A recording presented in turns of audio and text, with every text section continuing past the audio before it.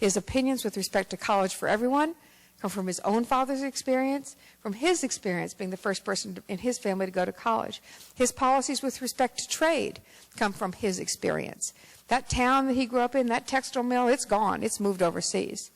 The chicken processing plant, it's also gone. The mobile home factory where he had his first job, I always tell a tale on him right now when I tell about this story. He had his first job in the mobile home factory. He went in and summertime said, you know, he wanted to get a job there because that was the best paying job in town. They said, well, can you use a hammer? And he said, well, of course. They handed him a hammer. About 20 minutes later, they took the hammer out of his hand and handed him a stapler instead. Now, he can use a hammer now. Although for our very first wedding and our very first wedding together, I'd wrapped up lots of little presents. We couldn't afford much, and I wrapped a bunch of presents, and I'd wrapped a hammer. A wrapped hammer pretty much looks like a wrapped hammer. There's not a lot you can do with it. And he opened all the other presents first, and he hadn't opened them. I said, well, you're not opening that present. He said, I don't want a hammer. But all those companies are all gone now. They've all left.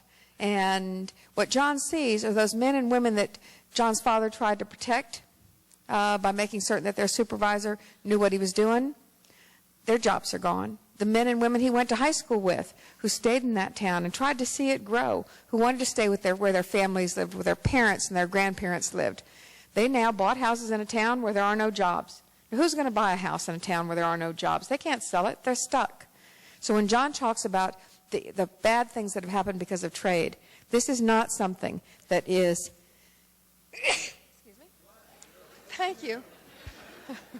That is not something that's accidental. This is the inevitable result of his own experiences. And that's the kind of president we need, whose desire to rectify the things that cause us problems, the obstacles to our success, his desire to remedy that is not something he acquired, but something that is born deep in him.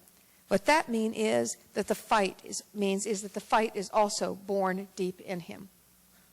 There is not a day when he will feel it's all right to pull universal health care off the table, when he will feel it's all right to have a trade agreement that doesn't really protect American workers, that he doesn't, at any day when he feels that it's all right to go ahead and say, well, you know, college tuition means only the richest in this country can go to college, but so that's just the way it is.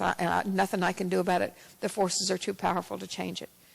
He can't, because the positions he takes aren't accidental. They're inevitable and deep and personal. That's the kind of leader and the kind of fighter every person in this room deserves.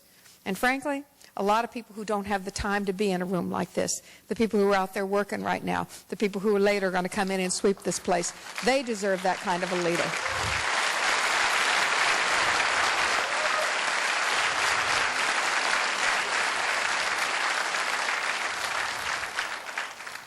We have a lot of good candidates. We only have one candidate who fills this bill, John Edwards.